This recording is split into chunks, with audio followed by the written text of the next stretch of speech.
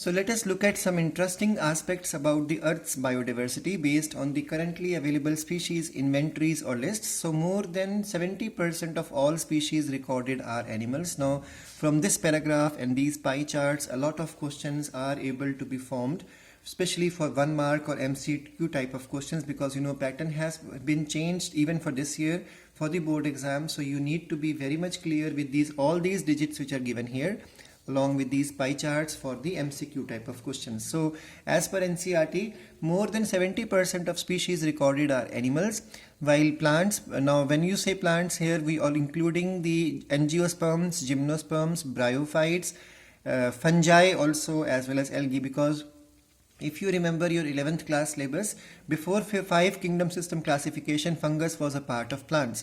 So that's why whatever we are learning here is a quite primitive type of data. So we are going to understand the concept according to the 4 kingdom system classification.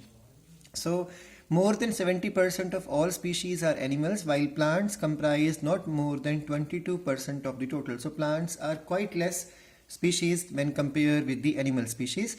Among animals, insects are the most species rich taxonomic group. So which group is the most diverse one? Insecta. So insects are the most diverse one and making up to 70% of total. So out of all, 70% are insects among animals. So among all species, it is the 70% are the animals, and among animals 70% are the insects. And that means out of every 10 animals on this planet, 7 are insects.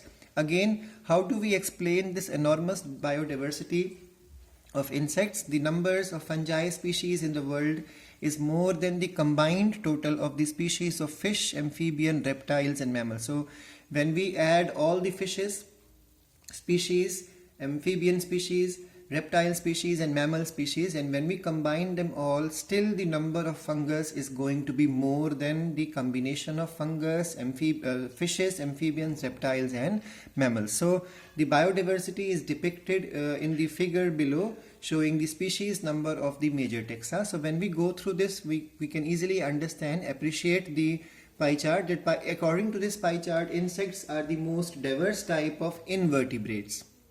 And after the insects, the second most abundant is the mollusca.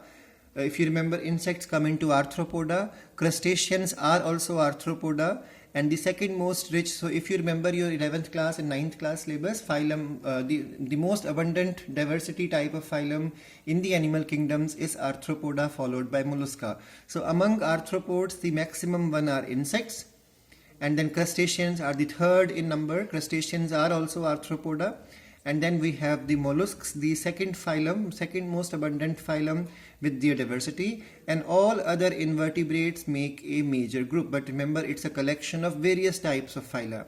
Now when you compare this with the vertebrates, among vertebrates, almost the 50% of the vertebrates are fishes, and their number is equal to the combination of all of these. So when you see the diversity of fishes, it is almost equal to the sum of all the species of mammals, birds, reptiles and amphibians. So among vertebrates, fishes are the maximum one, followed by birds, then reptiles, and then you can say amphibians and mammals. So you need to learn all the positions, because in the board exam they may ask you an MCQ, and in that you have to fill which one is missing or whatever. Now when you compare similarly the plants also around us, the number of fungi and the number of angiosperms is almost equal. So they are the most abundant one, fungus as well as the angiosperm. And then the next most abundant is the algae. Algae has a good variety. And then mosses, ferns, mosses means bryophyta, ferns means pteridophyta, and then there are lichens also there. It should be noted that these estimates do not give any figure for prokaryotes. Now if you go through this, you will find plants are mentioned here, vertebrates are there, invertebrates are there, but there is no mention of the prokaryotic organisms. So biologists are not sure about how many prokaryotic species there might be. The problem is that the conventional taxonomic methods are not suitable for identifying microscopic organisms or species, and many species are simply not culturable under the laboratory condition. So if we accept the biochemical or the molecular criteria, so how can we classify prokaryotes? There is an answer given here. Prokaryotes can be classified with the help of biochemical or the molecular way of grouping them into various types.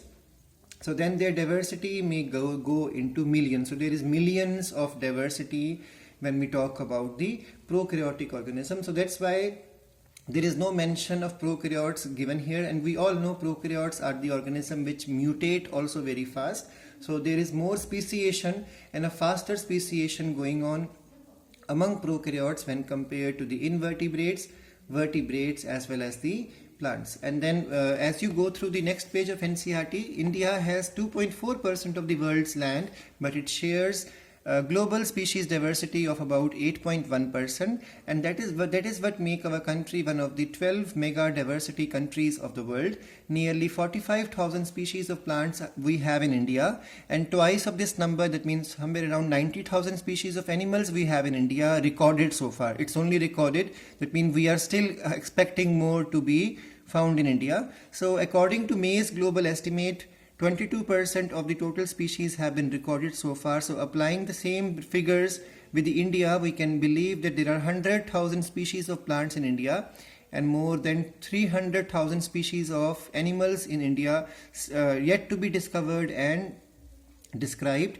So consider the immense trained manpower and the time required to complete the job. Situation appears to be hopeless because we all know that we are facing the mass extinction. The species are getting lost from the world. So nature's biodiversity or nature's biological library is burning even before the catalog, the title of all the books stocked in there.